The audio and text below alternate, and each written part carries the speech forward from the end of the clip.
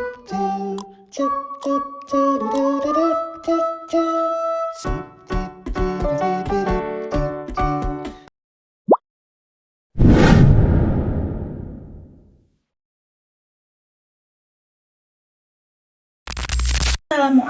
warahmatullahi wabarakatuh. Halo everyone, ketemu lagi dengan saya Naisri.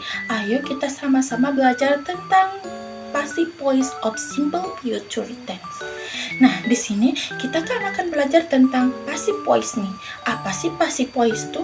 Di dalam bahasa Indonesia itu ada kata melakukan, dilakukan, menonton, ditonton, melihat, dilihat. Nah, kata-kata itu loh artinya future tense. Nah, setelah itu kita harus tahu dulu nih definisi dari simple future dan passive voice-nya. Nah, yang pertama di sini dari simple future tense adalah bentuk tense yang digunakan untuk menyatakan tindakan atau kejadian yang akan terjadi di masa depan. Tenses ini sering digunakan untuk menyatakan rencana, janji, prediksi, atau keputusan yang dibuat di masa sekarang. Simple future tense digunakan untuk menyatakan kejadian atau tindakan yang akan terjadi di masa depan.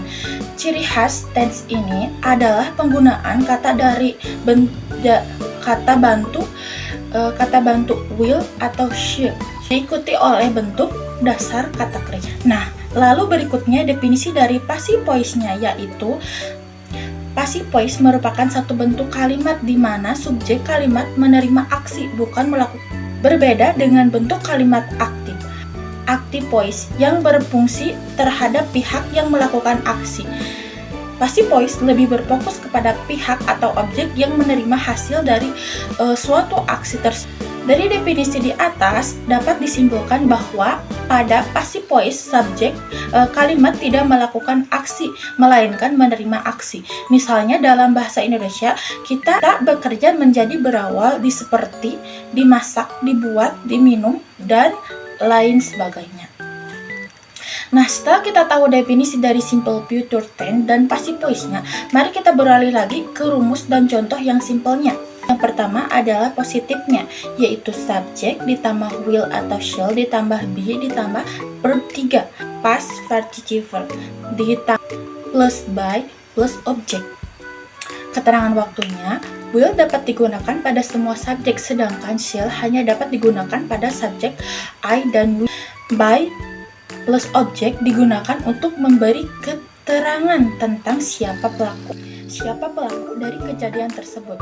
Keterangan ini seperti opsional ketika contohnya seperti the project will be finished by the time next week.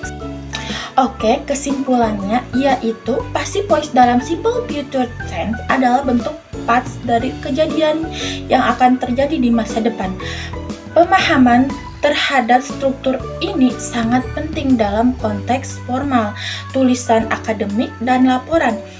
Penguasaan grammar ini memperkaya kemampuan tata bahasa Inggris dan membentuk penyimpanan informasi lebih relevan dan tepat. Oke, mungkin sekian dari saya. Kurang dan lebihnya mohon dimaafkan. Wassalamualaikum warahmatullahi wabarakatuh. Dadah. Terus positifnya subject plus will atau shall tambah not tambah be tambah verb 3 past participle tambah be tambah object. Contohnya the project would be finished by the time next week. Terus tanda tanyanya seperti will atau shall tambah subject tambah be tambah verb 3 tambah by tambah object. Contohnya seperti will the project be finished by the time next week. Terus selanjutnya penggunaan dan fungsi passive voice dalam simple future tense. Passive voice digunakan dalam simple future tense ketika yang pertama, menekankan objek yang menerima aksi daripada subjek yang melakukan aksi. Yang kedua, menggunakan rencana, prediksi, atau janji tentang aksi yang akan dilakukan pada objek di masa depan. Fungsinya yaitu membuat kalimat lebih formal dan objek, mengubah fokus dari subjek yang melakukan aksi ke objek yang menerima aksi. Terus yang terakhir, meningkatkan kejelasan dari efisiensi komunikasi.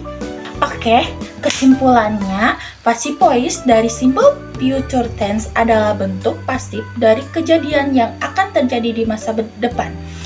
Pemahaman terhadap struktur ini sangat penting dalam kesimpulannya yaitu passive voice dalam simple future tense adalah bentuk past dari kejadian yang akan terjadi di masa depan. Pemahaman terhadap struktur ini sangat penting dalam konteks formal, tulisan akademik, dan laporan. Penguasaan grammar ini memperkaya kemampuan tata bahasa Inggris dan membentuk penyimpanan informasi lebih relevan dan tepat. Oke, mungkin sekian dari saya. Kurang dan lebihnya mohon dimaafkan. Wassalamualaikum warahmatullahi wabarakatuh. Dadah!